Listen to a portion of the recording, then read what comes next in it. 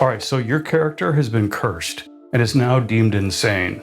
Or perhaps, as the game master, you're attempting to portray a cult of fanatical NPCs in service of Darizdan or Grazit. Maybe you're about to embark on a Call of Cthulhu campaign, or any number of published adventures with characters described as suffering from some form of insanity. How do you roleplay this?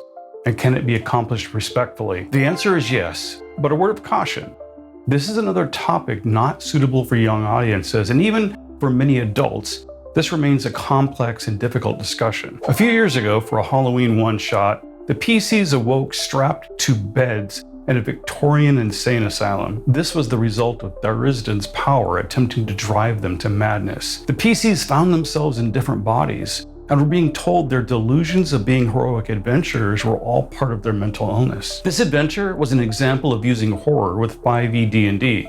Suddenly the PCs were alone, cut off from the world they knew, stripped of their powers, and had to rely solely on role-playing to escape this nightmare. I was also able to highlight the brutality of Victorian-era treatment for those with mental illnesses. In these new bodies, PCs were informed the asylum had given up hope to rehabilitate them, and they were all scheduled for lobotomies the next morning. I'll just say not everyone enjoyed that adventure. I'm working on an extensive video with tips to get the most out of running Castle Amber. The first part of that adventure is primarily concerned with role-playing interactions between the PCs and members of the Amber family, who are all described as being extremely insane. In spring of 2023, while preparing my Castle Amber campaign, which ended up turning a 36-page module into an epic year-long quest lasting more than 40 sessions and over 200 hours of gameplay, I educated myself about mental illness. I sought to understand how I might best portray the NPCs presented in that adventure,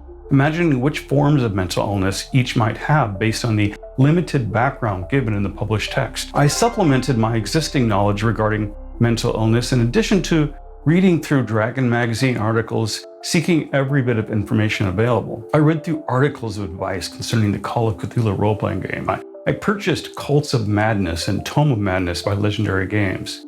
But all you need is this video. First, mental illness isn't a game. Joking about mental illness isn't funny.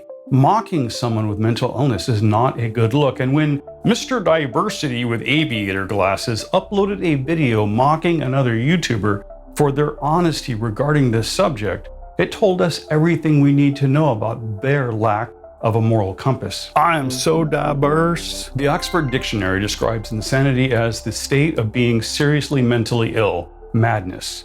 Merriam-Webster says it is a severely disordered state of the mind, usually occurring as a specific disorder. In an effort to embrace diversity in recent years, some voices have advocated for physically disabled characters. However, I am unaware of anyone advocating for or offering guidelines for role-playing a character suffering from mental illness. Mental illness is understandably a sensitive topic, so I offer my findings to assist gamers of every skill level. There are a number of published adventures, including NPCs and cults, which are labeled as insane, but mental illness is not a monolithic concept. It encompasses a wide range of experiences that affect people very differently.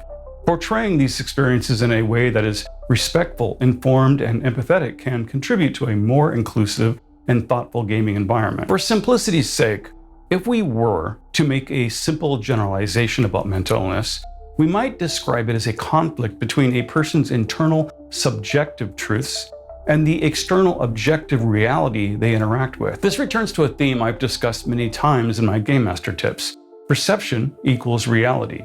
To those suffering from mental illness, their experiences feel very real, even when they are in conflict with objective reality. In the 1980s, at the dawn of tabletop role-playing, insanity was often synonymous with chaotic neutral.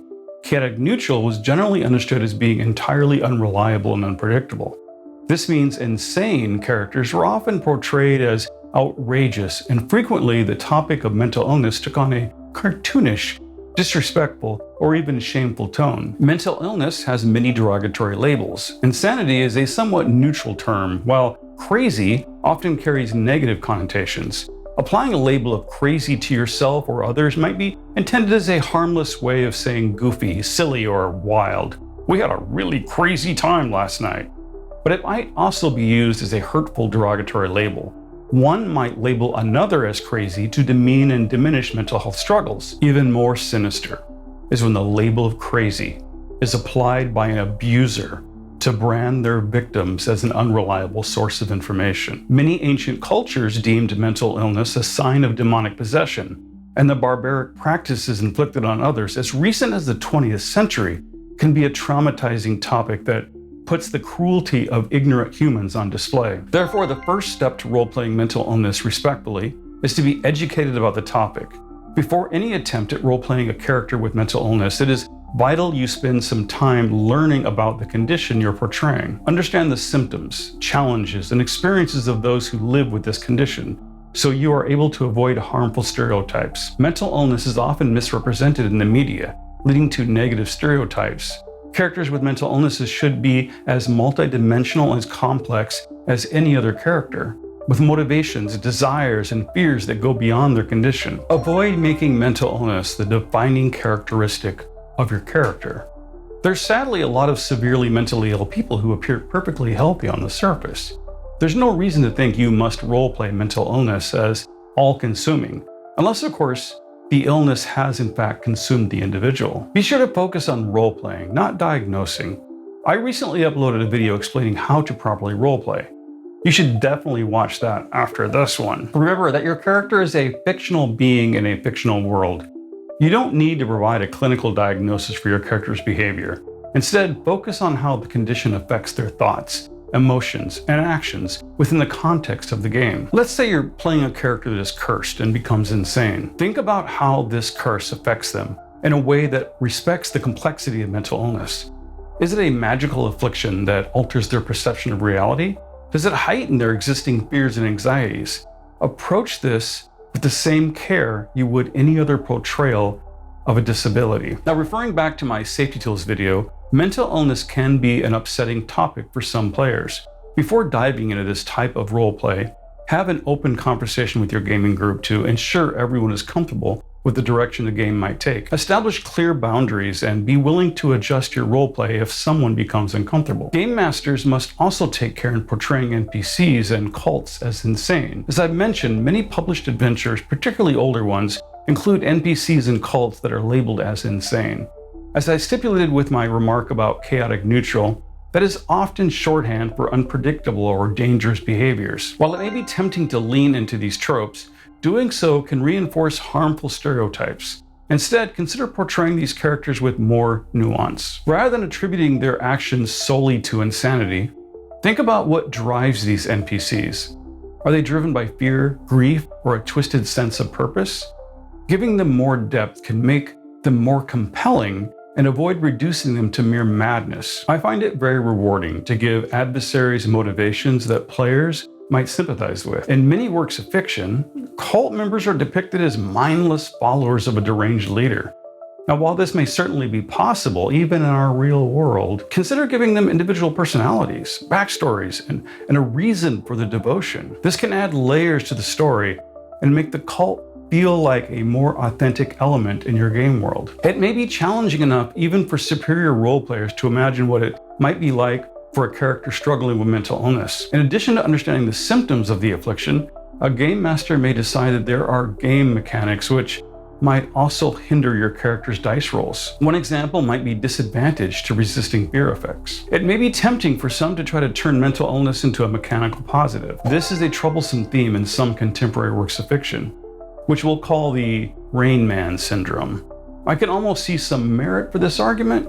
Perhaps an NPC is a sociopath with a bonus to persuasion checks. However, the negatives must always outweigh the mechanical positives. Therefore, you should find other ways to explain high charisma and persuasion rather than trying to link it directly to the mental illness. You might say the villain is a sociopath and is very persuasive, but their charm and illness are two distinct features, and never use role-playing mental illness as an excuse to be disruptive during the game. This is a problem that far too frequently appears in regard to alignment. But that's what my character would do. I addressed that in my role-playing video.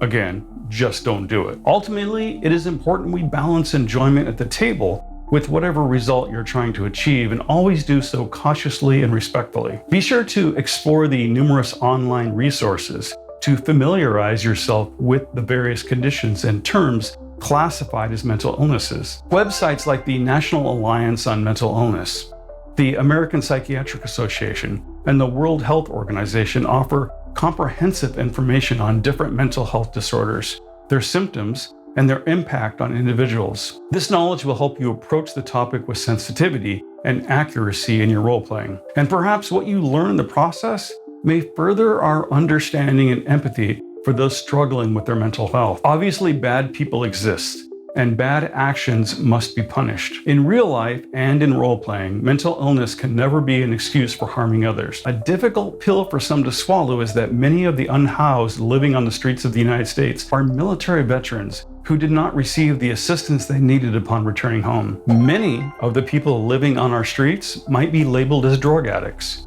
But when we understand those are real people that fell into a cycle of self-medication, desperately looking to find relief from untreated and often undiagnosed mental health issues, we can begin to understand that every single one of them was once a child with wonderful dreams no different than our own. Role-playing a character with mental illness should help us understand the struggles of other human beings and not to be a lever to vilify their condition. In real life, nobody chooses to suffer from mental illness. If you do so in-game, it must be done with purpose and respectfully. I hope this video has provided you with some guidance and insights into this difficult topic. Now, as always, I'm your host and friend, Atten, here at We Love TTRPGs, and I appreciate your support by doing that stuff down below. You know the stuff. Be sure to keep an eye out for my upcoming Castle Amber video. Join us on Discord, links down below, and thanks for watching.